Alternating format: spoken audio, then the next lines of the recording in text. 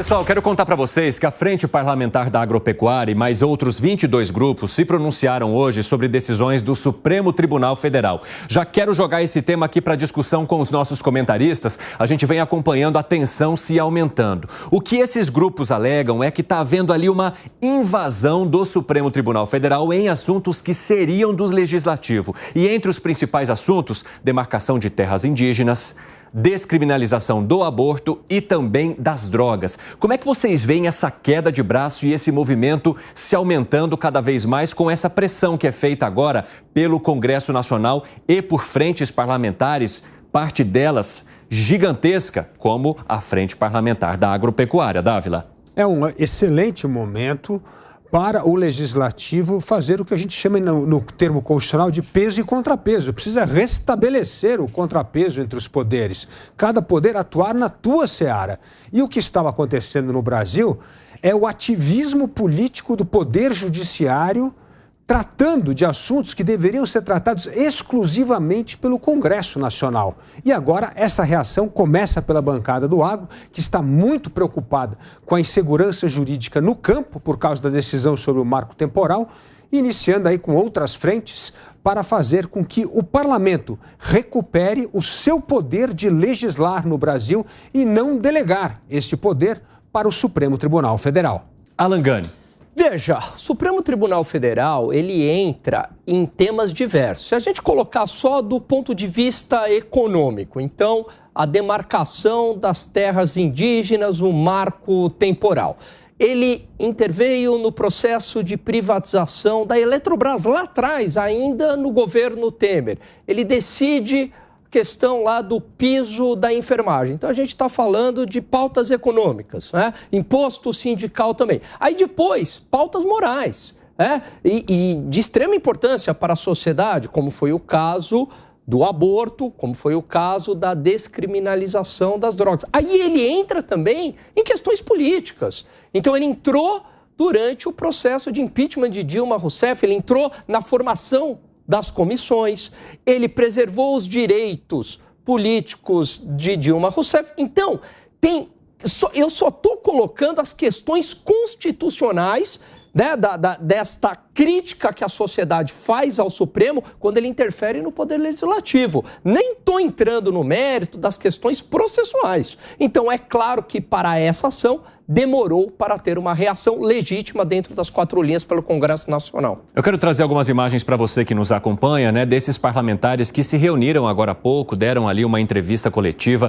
essas 22 frentes e os líderes dessas frentes unidas para falar sobre esse equilíbrio entre os poderes e também propondo algumas situações, manifestações e até o que a gente pode chamar de protestos contra essa chamada interferência, o que eles chamam de interferência do Supremo Tribunal Federal em temas que já foram definidos ou que devem ser definidos pelo Legislativo na visão desses parlamentares. Eu quero aproveitar e trazer também, inclusive, uma fala do líder da Frente Parlamentar da Agropecuária, o deputado Pedro Lupion, que se manifestou sobre o assunto. Vamos ver.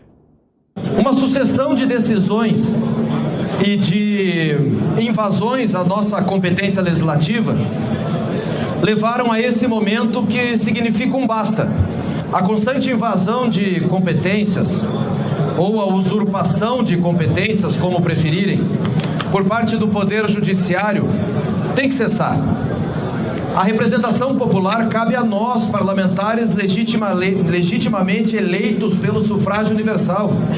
Fábio Piperno, você acredita que esteja havendo uma invasão de competências pelo Supremo Tribunal Federal? Eu acredito que esteja havendo, sim, às vezes uma sobreposição entre esses dois poderes. Agora, vamos olhar também o que tem ocorrido com o nosso Legislativo nesses últimos anos. E o que, no seu ponto de vista? Da mesma forma que o Legislativo, com alguma razão, reclama de um suposto excesso de ativismo do Judiciário, que também não faz nada disso por acaso, ele é provocado, assim também a gente pode constatar que há também uma certa, um excessivo empoderamento, para não dizer uma certa invasão do Legislativo em atribuições do Executivo.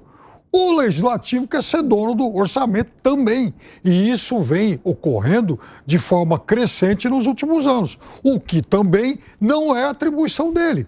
Mas vai se consumando uma prática aqui no Brasil de que o Executivo, qualquer que seja ele, não estou nem falando agora exclusivamente do presidente Lula, não. Se o Executivo não ceder um naco, né, cada vez maior desse orçamento para o Legislativo, ele também não consegue governar. E aí?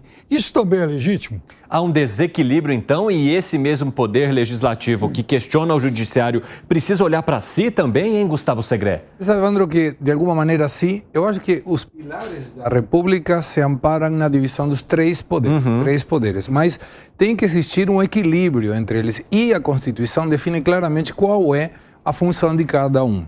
Quando você tem um Supremo Tribunal Federal, que é a casa maior na questão judicial, interferindo em algum outro, não me parece que sirva essa comparação de como o Legislativo interfere de alguma maneira no Executivo, então é como que, e não digo que você tenha dito isso. Não. Mas é como que é mais tolerável, digamos. E não é assim, sobretudo por uma questão. Quando a gente avalia, a sensação que temos é que, salvo o marco temporal, que já está carimbado, a questão, por exemplo, das drogas está 5-2. Não foi resolvido, não foi colocado o voto que vai colocar a maioria do plenário de 6 e aí é ponto teoricamente pacificado. No caso do aborto, começou agora. E isso pode virar a demorar um pouco mais. Com a ministra Rosa Weber, que vai deixar o Supremo Tribunal Federal, né? Deixa hoje, inclusive, amanhã, se não me engano. E ela colocou como último tema este, porque ela gostaria de trazer o voto dela, que foi a favor da descriminalização do aborto para até 12 semanas de gestação. E lembremos que ela afirmou em alguma reunião, não lembro em que organismo, que ela ia fazer isso, como se ela devesse o seu voto a alguma pessoa ou alguma entidade, que não é assim, porque não é função do judiciário. Então, de alguma forma, o que nós observamos é a Suprema Corte de Justiça foi avançando porque alguém permitiu esse avanço. Fica claro para mim que esse alguém é o Legislativo. De repente, agora, se tocaram que esse avanço era, de alguma forma, complicar a vida do Legislativo, porque, de alguma maneira, todos nós escolhemos quem são os nossos representantes. E nenhum deles faz parte do Supremo Tribunal Federal. Agora, o Executivo tem também a sua culpa nisso que mencionava Piperno, porque ele foi soltando cargos e dinheiro para conseguir aumentar a base aliada, o que não pode ser aplicável no caso do Legislativo comparado com o Judiciário. Então, me dá a sensação de que isso é uma boa medida do Legislativo para voltar a ter na sua capacidade de legislar coisas que o Supremo tem interferido. Que foi, Davi? Que tem dois pontos aqui importantes. Eu quero falar primeiro essa questão do orçamento. A questão do orçamento é o seguinte: quem foi dando esse poder ao Legislativo foi o Executivo. Não foi tomado, usurpado, como é o caso do STF com o Poder Legislativo. Nesse caso foi o presidente da República, nas duas, não só no governo Bolsonaro, como no governo Lula, estão delegando cada vez mais poder para, na verdade, garantir, ou eles acham que vão garantir, a base aliada no Congresso Nacional. Agora, tem um ponto que é muito importante. O ponto importante é o seguinte: hoje, 92% do orçamento brasileiro é carimbado. Então, mesmo essa distribuição de verba, ela é a pontinha do iceberg do grande dinheiro do orçamento que está todo engessado. Então, o jeito para equilibrar esse jogo, reequilibrar esse jogo, é desconstitucionalizar o gasto do orçamento. Porque aí sim, este poder vai ser retomado pelo Legislativo, que vai ter mais autonomia no orçamento, e pelo Executivo, que terá mais verbas discricionárias para poder alocar de acordo com a sua preferência. Então, essa discussão pode ser muito boa para uma emenda constitucional de desconstitucionalização do gasto público, para devolver mais poder para o Executivo e para o Legislativo definir as suas prioridades. E duas coisas aqui, outro ponto, segundo ponto, é o seguinte: aqui uma sugestão para a bancada da ruralista e para as outras bancadas que querem, na verdade, enquadrar o Supremo no seu papel constitucional. Aqui mesmo, no 3 em 1, nós já mencionamos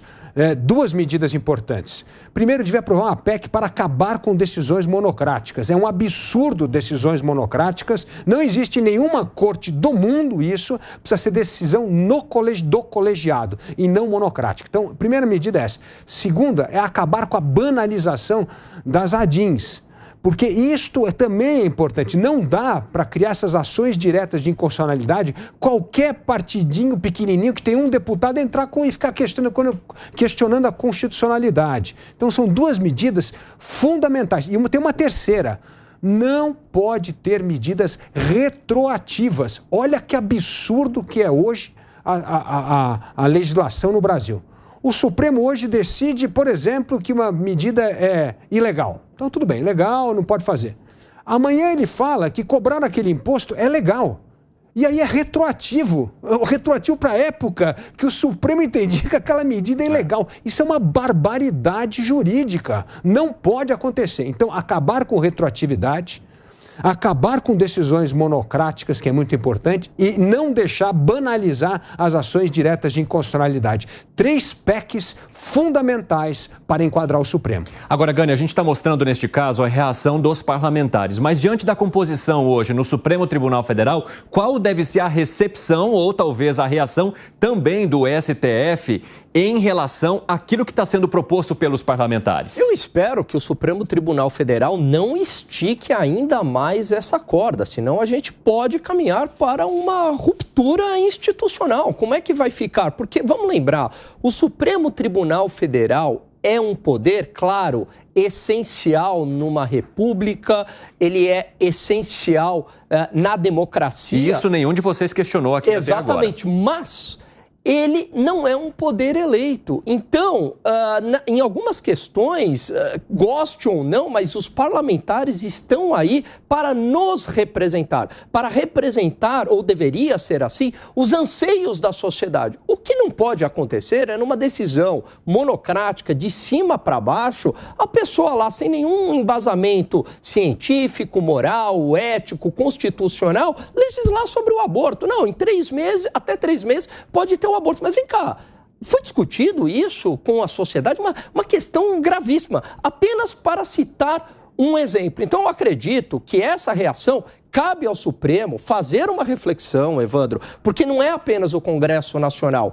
Vamos colocar aí, é o Congresso Nacional, é uma parte da opinião pública muito insatisfeita com o Supremo, membros do próprio Supremo também insatisfeitos com algum protagonismo de alguns ministros do Supremo, é o Ministério Público Federal que já se manifestou em relação à anulação dos acordos, das provas obtidas nos acordos de leniência. Acredito que a própria Polícia Federal também esteja insatisfeita, é a imprensa. Então, peraí, são setores tão importantes da sociedade fazendo críticas abertas ao Supremo Tribunal Federal. Não é possível que todos esses setores estejam errados e o Supremo esteja correto. Que foi, Segré? Complementando o que disse Gani, você sabe que falamos várias vezes da decisão monocrática do ministro Toffoli em relação à anulação da leniência da empresa ex-Odebrecht Novo Norte. Inclusive, a gente vai falar hoje disso, a Odebrecht pedindo que esse acordo não seja apagado ou que aquilo que foi colocado dentro do acordo permaneça. Esse era o ponto. Que vergonha que um ministro da Corte anula uma leniência de um arrependido, de uma empresa que disse: senhores, eu fui corrupta e eu corrompi. E essa mesma empresa que teria o benefício dessa anulação disse: não, peraí, não anula não. Não, eu quero continuar respondendo. É absurdo, é uma vergonha. E aí sim deveriam os outros ministros dizer: gente, vamos colocar alguma norma, mesmo que seja dentro da própria corte, dizendo: não podemos fazer determinações monocráticas nesse tipo de assuntos, como já falamos aqui os 4.